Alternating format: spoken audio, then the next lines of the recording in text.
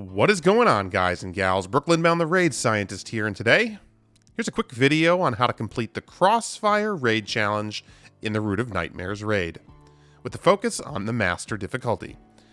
Although this challenge is the same for both Normal and Master, we're going to go over strategies mostly for the Master challenge. This video is not going to cover the main mechanics of the raid. If you do need instructions on how to do any of the part of the raid normally and in detail, check out my full guide link down in the description.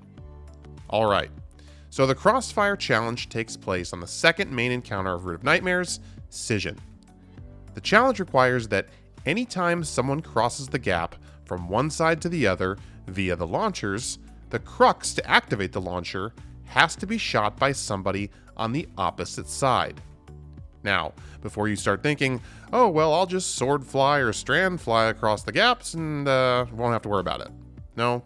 Unfortunately, Bungie thought of that, and it will fail the challenge if you activate the nodes without using the launchers, so you're going to have to get used to them.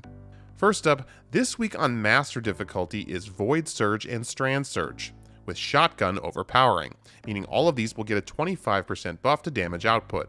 In future seasons, if you're watching this, it could be different, so just make sure you pay attention and match your loadouts accordingly.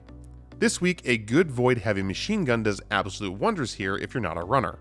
In addition, in Master there is both Anti-Barrier Colossus and Unstoppables on each floor, so make sure you have plenty of ways to stun and handle these champions. Now I highly recommend that if you don't typically run the strategy where the runners switch between light and dark, that you do it here, because it cuts down on the gap crosses by half.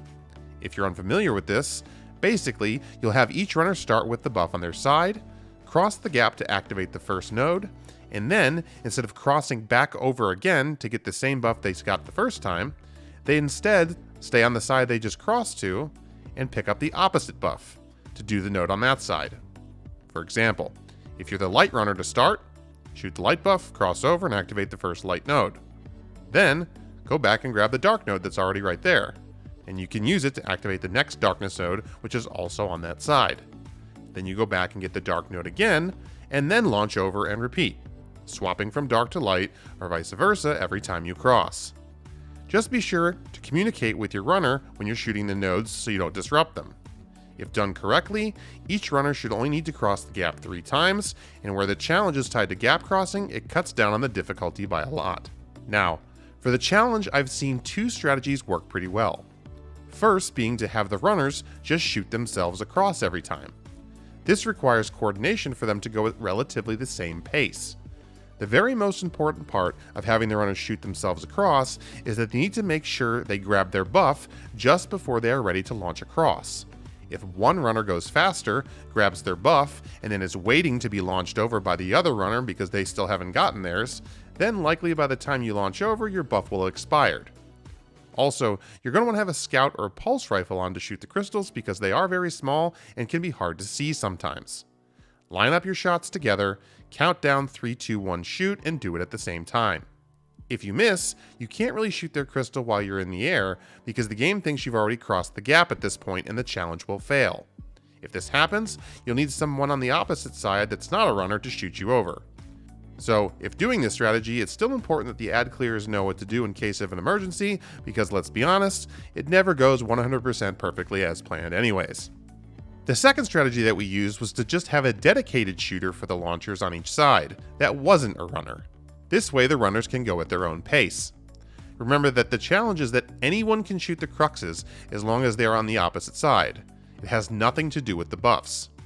If employing this strategy, it's best if you're the runner to give the shooter a heads up to get them ready to shoot and then an OK launch me command.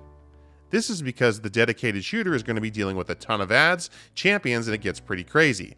And they're going to need a few seconds to take cover, find the crux, and shoot it, and as the runner you don't want to be waiting too long or else your buff will expire. So make sure you tell them something like, hey Brooklyn, get ready to shoot me over in just a second, and then, okay Brooklyn, I'm ready, shoot me. Now don't forget, this challenge applies also to launching each other up to the second and third floors as well, so these cruxes have to be shot by the other side as well. Don't forget. Some final notes here on ad clearing.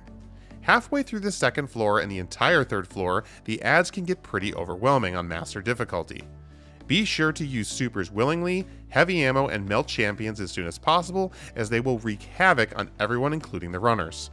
I essentially rarely even use my primary weapon, using a heavy machine gun as a primary basically, super, grenades, and special weapons to clear as many ads as I could.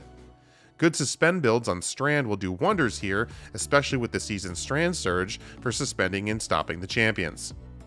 At the end of each floor, when the buffs are both done and you get your final wave, do not hang out under the buff waiting for all 3 players to get it at the same time, because the final wave of ads will take you out fast. Either hang back until everyone's ready to run in and grab the last buff to clear the wave together, or just go in when you're personally ready and don't wait in having all 3 players there at the same time. You can't disrupt this node, so you can grab the buff even if someone else has already gotten it. That final yellow bar can really hurt, so use heavy and even supers on here if needed. And that's really it. The challenge can be a pain on Master Mode for sure, just because of the ad lethality on the upper floors, and if the launchers don't work and someone dies, messing up the rotation. Either way, with some attempts and tweaking, it should be doable by your team if you can do Master level content. If you're doing this on normal mode, all the strategies I've discussed also hold true, aside from there aren't any Unstoppables or Surges. Best of luck in getting this challenge done, Guardians, and thanks for watching.